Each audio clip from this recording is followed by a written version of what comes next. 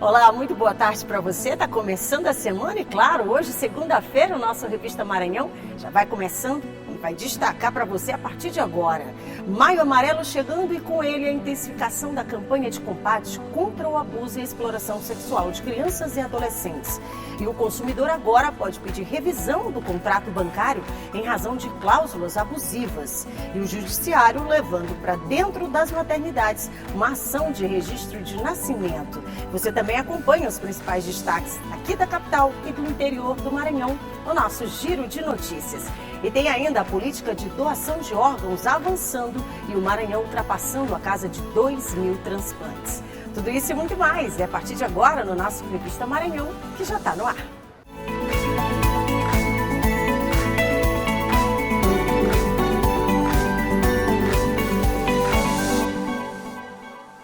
Começando a nossa semana, graças a Deus, esse nosso mês de maio também, que seja produtivo, que seja tranquilo e abençoado para todos nós. E eu espero, viu, também o seu fim de semana tenha sido daquele jeitinho, positivo e que tenha dado para você descansar, né? Porque a semana, ela promete. E vamos começar o nosso Revista Maranhão falando sobre o mês de maio. Chegou com tudo, né? E com ele, a campanha do Maio Laranja, que visa discutir e combater o abuso e a exploração sexual aqui no Maranhão de crianças e adolescentes. Só em 2023 foram mais de 70.000 denúncias em todo o país. Uma triste realidade que choca a todos nós. E os números revelam o tamanho da preocupação. Segundo o Ministério da Saúde, de 2015 a 2021, foram registrados 202.948 casos de violência sexual contra crianças e adolescentes no Brasil.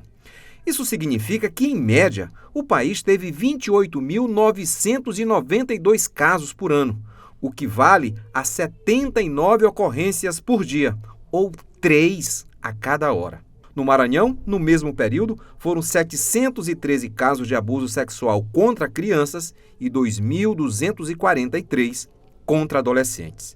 É estarrecedor. E na busca por reverter a situação, um projeto de lei da deputada Janaína virou a Lei 11.985, que institui o Maio Laranja. Mês para dar visibilidade ao tema e estimular campanhas de enfrentamento aos casos. Eu conclamo todo o nosso estado do Maranhão para que juntos e juntas a gente leve essa pauta de conscientização que as nossas crianças elas devem ser protegidas. Então, em qualquer caso suspeito, faça bonito, diz que sim. Outro dado é que 93,3% destes casos a vítima é uma mulher. As denúncias da presença de imagens de abuso e exploração sexual infantil na internet bateram um recorde no ano passado.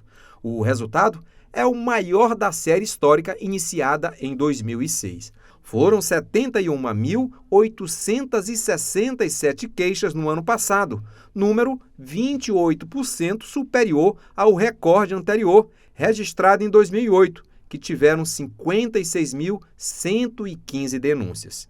Os dados são da organização não governamental Safernet. Toda e qualquer violência deixam marcas que geralmente comprometem o desenvolvimento de crianças e adolescentes. Agora, quando esta violência é praticada por pessoas da família ou então próximas à vítima, a tendência é que a visão de confiança, segurança fiquem abaladas e essa situação se reproduza na vida adulta. É o que se classifica como o ciclo da violência. Situações de traumas e eventos negativos que ocorrem nos primeiros anos de vida são capazes de gerar uma série de danos emocionais para o resto da vida. Por isso, buscar mecanismos de ajuda e proteção são muito importantes. A Defensoria Pública do Estado possui um núcleo de defesa da criança e do adolescente. Este defensor observa que, apesar de números alarmantes, há uma grande subnotificação porque estamos diante de um problema estrutural. Para cada um caso que chega ao conhecimento das autoridades, outros 9 deixam de ser reportados.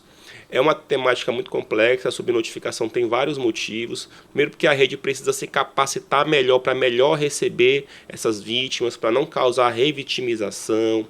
A sociedade precisa ser também cada vez mais conscientizada também do seu dever de cuidado, né? Não só a família, mas a sociedade também tem esse dever de ficar zelosa, atenta e acionar os órgãos de proteção e defesa, Conselho Tutelar. Quem não quiser revelar a sua identidade pode acionar o Disque 100. Então, nós estamos aí no Maio Laranja, que é um período de sensibilização da sociedade para essa temática. A violência sexual é uma violência das mais severas que impactam no desenvolvimento das pessoas, de crianças e adolescentes. São danos que são causados, que vão perdurar para a vida toda.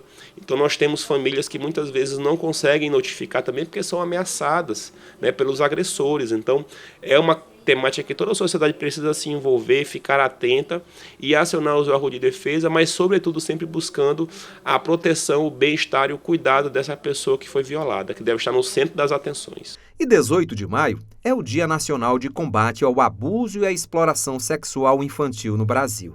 É importante discutir, provocar conversas sobre a situação. Somente com conscientização é possível enfrentar o problema, como ressalta o defensor público. O Maio Laranja é uma oportunidade de nós sensibilizarmos cada vez mais a sociedade para que nós possamos avançar no enfrentamento à violência sexual, para que a dignidade dessas crianças e adolescentes seja prioridade enquanto pautas públicas, que nós tenhamos cada vez mais políticas públicas voltadas ao cuidado dessas pessoas, né? E que nós tenhamos equipamentos públicos também que fiquem cada vez mais atentos, porque quando o sistema não se prepara, ele mesmo causa a subnotificação, porque ele repele as pessoas que não se sentem acolhidas e devidamente atendidas numa temática que é tão sensível, né? Pela quantidade de casos, dá para compreender que o abuso e a exploração sexual contra crianças e adolescentes não é um problema isolado.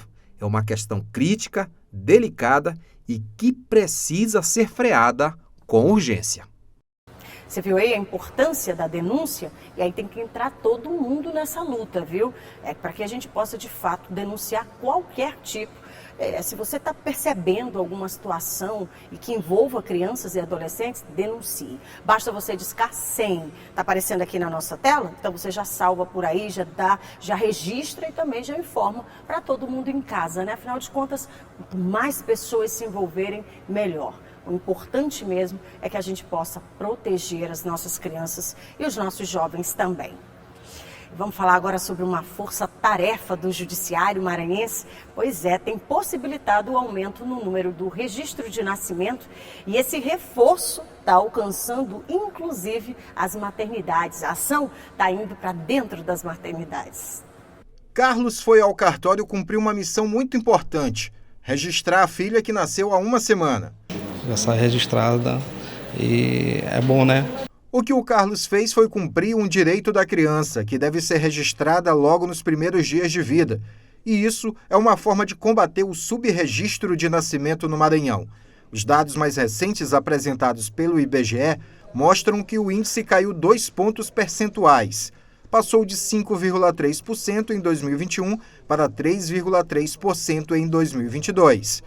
Números confirmados por quem atua nos cartórios. Nós estamos atualmente na semana do Registre-se, né?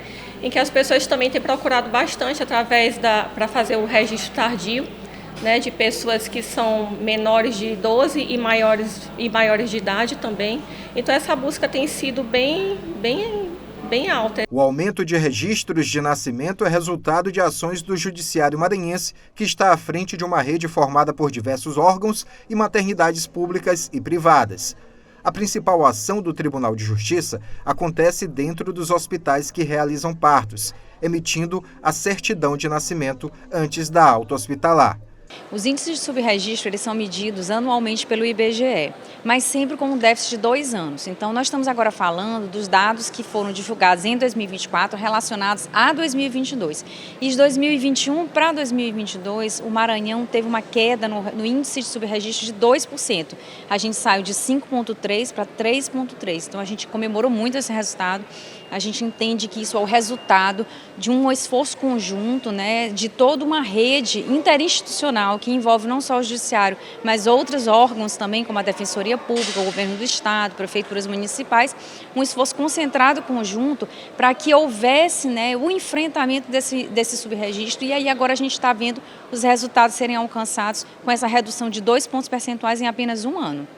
Além da certidão de nascimento, uma lei aprovada no Parlamento e sancionada pelo Governo do Estado, de autoria da presidente Iracema Vale e Defensoria Pública, tem contribuído para o registro civil no Estado.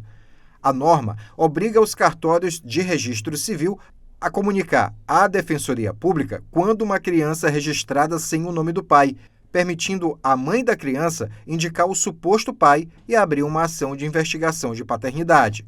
Ações que promovem cidadania. Por meio delas, o objetivo é reduzir ainda mais o índice de subregistro no Maranhão.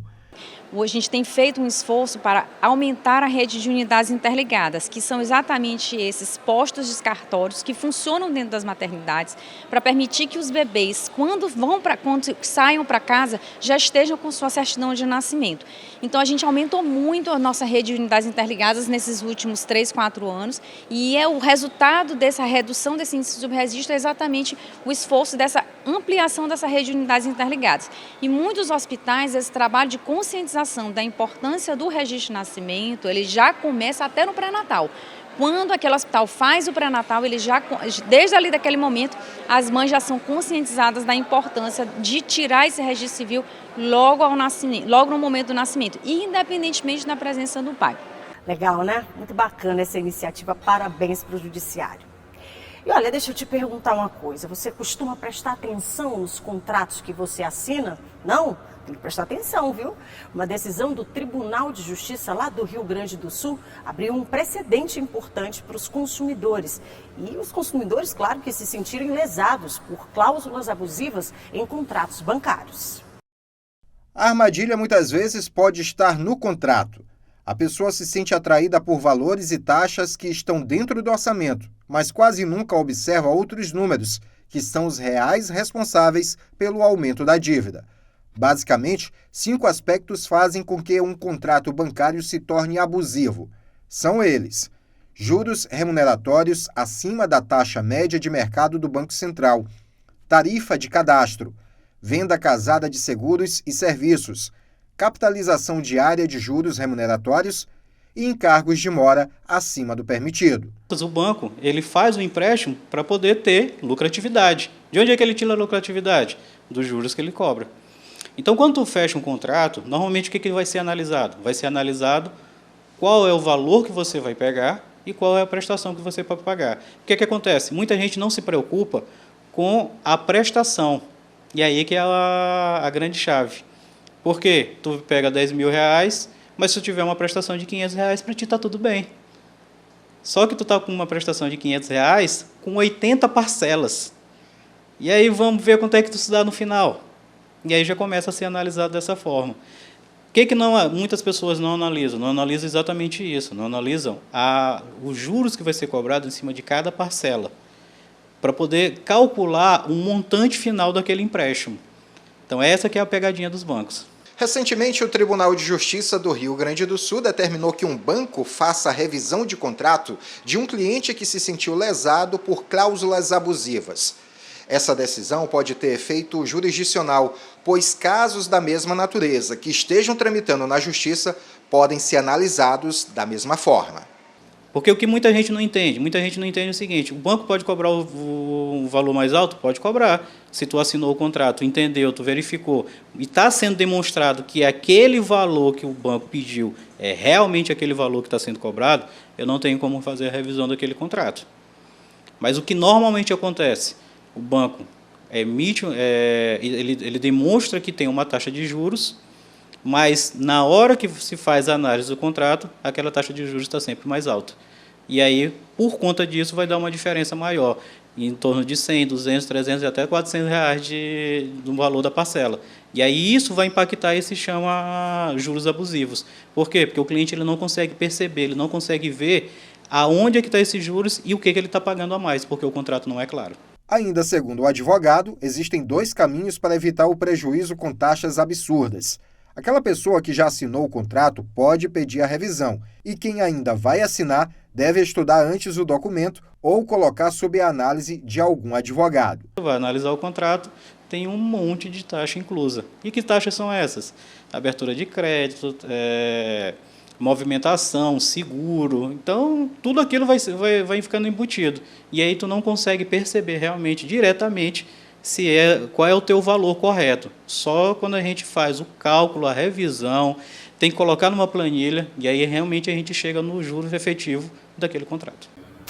Tá aí uma coisa que a gente precisa realmente ficar atento, viu? Dar aquela olhadinha, sobretudo naquelas letrinhas bem pequenininhas. Teve dúvida? Busca também um profissional, né? Para que você possa, então, assinar com tranquilidade e, se for o caso, pedir revisão também, né? Afinal de contas, poupar é sempre melhor, o nosso bolso agradece. Deixa eu ir para o intervalo, é rapidinho, na volta a gente fala sobre a política de doação de órgãos, que está avançando, viu? E o Maranhão alcançando números positivos para quem luta contra o tempo. E tem ainda o nosso giro de notícias aqui na capital e no interior do estado. É um instante só, e aí você já vai participando com a gente, manda a sua mensagem também, as nossas redes sociais estão por aqui, viu? Não sai daí não, só dá tempo de levantar, tomar aquela água. Se estiver almoçando, continua almoçando, mas volta, viu? Que eu estou te esperando.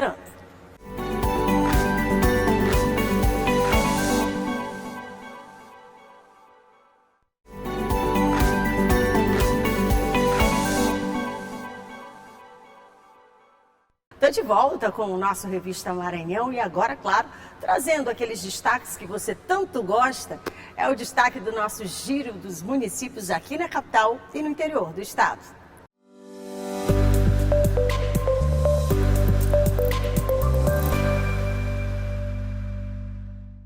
A presidente da Assembleia Legislativa do Maranhão, deputada Iracema Vale, visitou a maternidade de alta complexidade do estado para conhecer de pertinho a estrutura do banco de leite materno.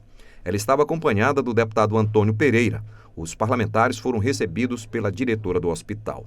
A iniciativa é em razão do apoio da Assembleia à campanha da Rede Estadual de Saúde, que incentiva a doação do leite materno, alimento que ajuda a salvar vidas e a reduzir a mortalidade infantil. É muito importante esse momento porque a gente está no mês de maio, nós acabamos de aprovar uma lei na Assembleia que incentiva a amamentação, incentiva o aleitamento materno e o trabalho do Banco de Leites aqui da Maternidade de Alta Complexidade do Estado do Maranhão é um trabalho assim primoroso, né, que salva muitas vidas, que salva muitos bebês.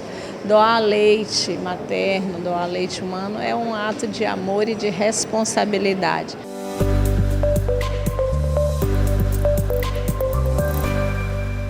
A presidente da Assembleia Legislativa do Maranhão, deputada Iracema Vale, cumpriu extensa agenda durante o fim de semana, participando de várias ações. Na cidade de Barreirinhas, a deputada realizou o Dia das Mães Solidário, evento em prol da solidariedade às famílias atingidas pelas chuvas e que também presenteou as mães. O evento contou com a presença do governador do estado, Carlos Brandão, além do deputado Antônio Pereira e do secretário de Assuntos Municipalistas, Orleans Brandão. Na cidade de Urbano Santos, além de participar de ação voltada ao Dia das Mães, a deputada Iracema Vale comemorou o número de atendimentos promovidos em parceria com a Fé Comércio, por meio da Carreta da Mulher, que ofertou consultas e exames voltados a preventivos e mamografias. O serviço agora segue para a cidade de Belágua e, a partir desta segunda-feira, dia 13 de maio, até o dia 29, as mulheres também vão contar com a oferta de consultas e exames.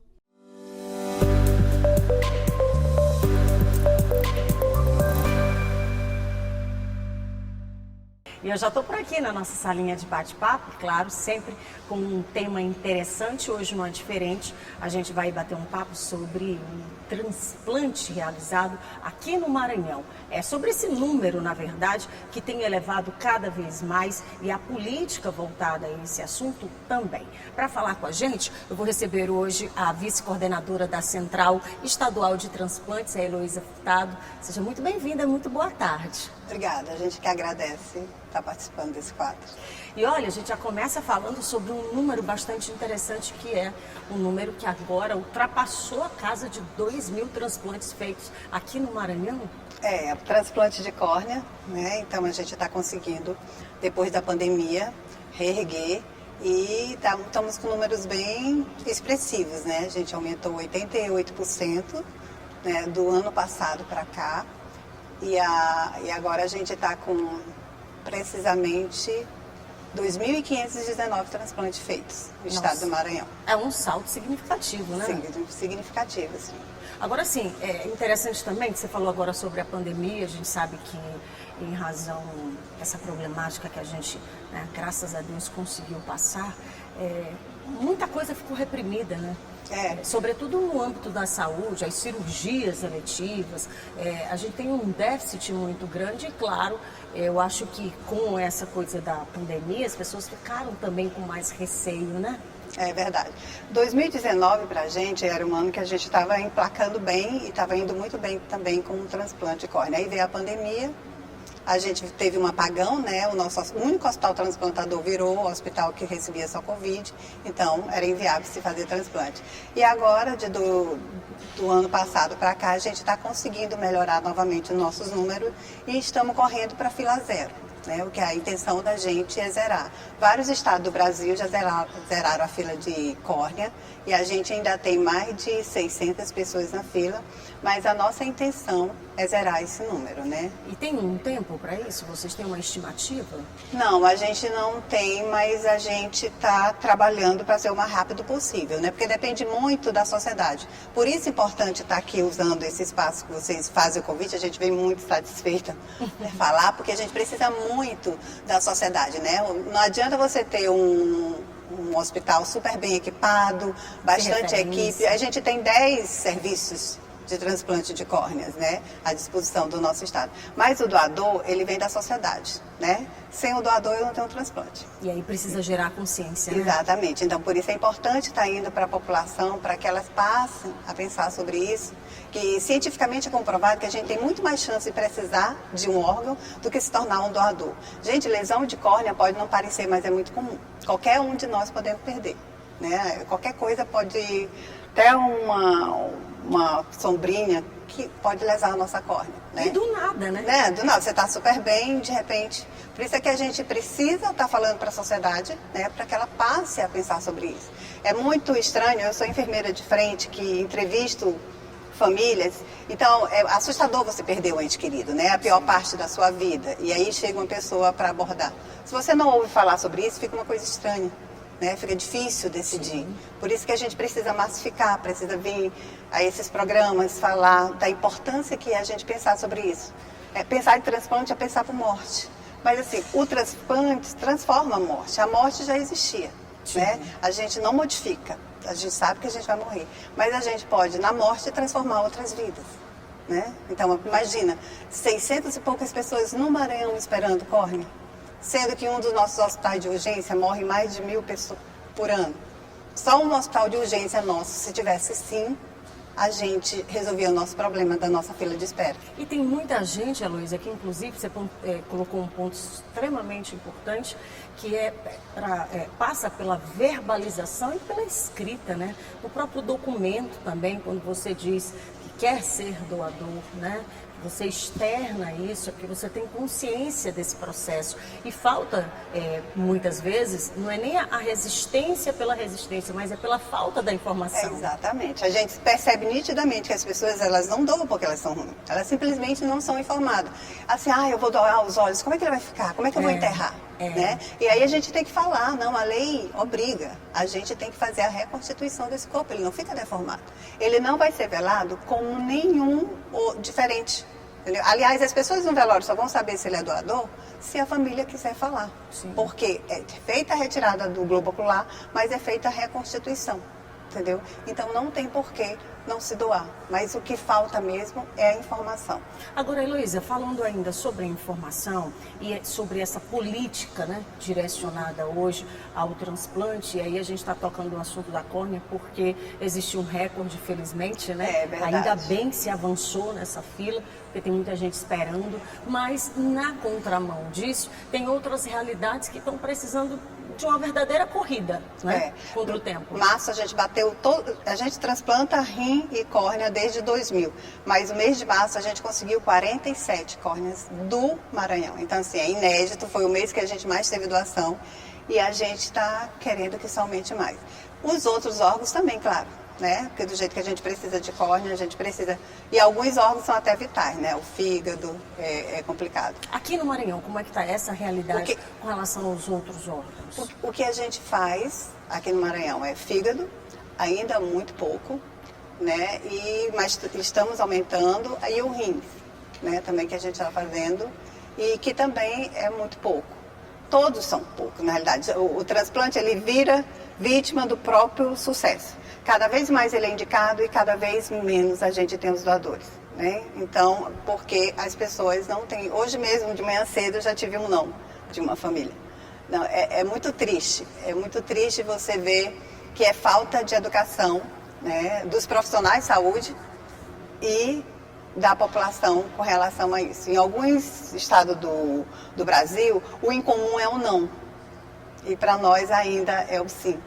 Né? Então, assim, é muito doído você ver que a gente precisa ainda educar muito, tanto os nossos profissionais de saúde como a nossa sociedade. Por quê? O que acontece?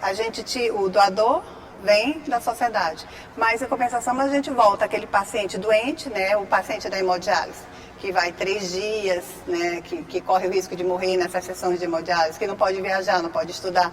No momento que ele é transplantado, ele volta para a sociedade, ele volta a trabalhar. Então, assim, é nisso que a gente tem que pensar, né? Nessa qualidade de vida que a gente vai dar e, às vezes, salvar, né? Eu estou aqui pensando, você está falando e está me vindo aqui na cabeça, tanta gente que precisa, porque, obviamente, como jornalista, a gente recebe, né, muitos pedidos, faz uma campanha assim, faz uma campanha de fulano de tal, enfim. E é tanta gente esperando na fila, nos hospitais, em casa. Nossa, e é necessário, porque cada dia que passa é menos um dia para quem está precisando, né? É isso que a gente fala, a gente precisa pensar sobre o transplante, a gente precisa massificar essa ideia para que as pessoas se sintam mais tranquilas. Eu trabalho com transplante há muitos anos, eu me lembro, meu filho ainda era pequeno, acho que devia ter uns 7, 8 anos, 9 anos, aí falei assim para ele, já empolgada, falando sobre transplante, filho, acho que tu tinha que assistir uma palestra sobre transplante para te entender o que é. Ele falou, mas eu já não sou doador? Eu já sou doador, então eu não preciso. Então, assim, quando você torna isso natural, né, o fato dele desde pequeno ouvir a mãe falar sobre transplantação, para ele era muito natural, eu não preciso assistir palestra. Entendeu? Porque ele já incorporou. Já assim, eu tinha meu pai, com 80 e poucos anos, que ele não queria saber, não quero saber de doação. Mas você consegue transformar a sua família. Aí, morri, minha filha pode tirar o que precisar. Então, assim, é essa transformação que a gente quer. A gente quer que você naturalize isso, porque a morte a gente sabe que vai acontecer, né? Agora, que você pode transformar e mudar a vida de outra pessoa, isso é que vai fazer a diferença. Imagina parte do seu ente querido ficar ainda transformando outra vida. A gente tem que pensar dessa forma. Né? E se a gente passar a pensar assim, vai ser mais natural na hora. Por isso é que a gente fala, no Brasil, o que decide para você ser doador é a família. Né? Então, a família que tem que saber que você é doador. Porque na hora se torna mais fácil para ela. Geralmente, nesses casos, elas vão atrás da gente para decidir. Agora, para quem está em casa que ainda ficou com dúvida, que quer saber um pouco mais sobre o assunto, essa campanha permanente, um e-mail, uma forma de acesso para as pessoas, a gente consegue deixar aqui, Heloísa, para as pessoas? Na realidade, a gente tem a Central Estadual de Transplante, que ela fica dentro do Hospital Carlos Macieira, né? Funciona 7 dias da semana, 24 horas, entendeu? E a gente está... A ideia agora dessa nova gestão é simplesmente fazer isso. É muito simples, gente. Você não precisa pegar informação nenhuma. Você só tem que falar para sua família que você quer ser doador. Não, mas doador em vida. Veja, mas para as pessoas que querem obter mais informações... acerca de como é que funciona o processo. Para desmistificar isso e, de repente, a gente se coloca sempre à disposição. Para ir para a igreja das pessoas, para ir para qualquer lugar público, né, que queira saber mais, para a gente poder divulgar, porque quanto mais pessoas, melhor, né? Exatamente. Então, assim, podem ir e visitar a sede, a Central Estadual, ela fica aberta, não tem problema nenhum. O público, o próprio pessoal do hospital que entra lá vai e entra e a gente recebe para passar informação. é muito tranquilo e a gente está sempre aberto para ir para os hospitais, né? A gente está crescendo agora, botando mais instituições dentro do hospital para trabalhar só com transplante, que a gente chama de comissão intra-hospitalar de transplante, porque ela fica dentro do hospital e ela é mais fácil de perceber, mais facilmente o óbito, mais rapidamente, sim, entendeu? E o caso de morte cefálica notificar para a gente, porque todo tipo de óbito, gente, pode ligar para o banco de olhos que está no hospital universitário, que é 2109-1010, qualquer lugar. A córnea ela é retirada em qualquer lugar que o corpo está. Ninguém precisa levar corpo para lugar nenhum. Então, se o parente seu morreu em casa e você quiser doar, você liga para esse número que o banco de olhos leva o centro cirúrgico lá e faz a captação dessa córnea lá. Entendeu? Então, assim, é uma coisa muito tranquila com relação a isso. As pessoas só não sabem, né?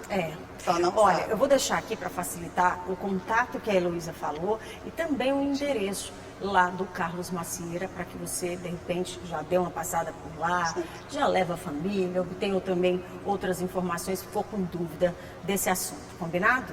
Luísa, obrigada, viu, pela participação. A gente aqui agradece o espaço e vamos lá, né? Vamos aumentar nossos índices e melhorar nosso número de transplante a nível nacional. Muito bem, o espaço está aberto para isso, tá? Obrigada. Vou embora me despedindo de vocês, desejando uma excelente semana. Pensem sobre esse assunto. A vida é breve, né? Mas a gente precisa entender como é que a gente está passando por aqui. E ajudar é sempre bom, tá bom? Beijo no coração, fiquem com Deus e até. Tchau.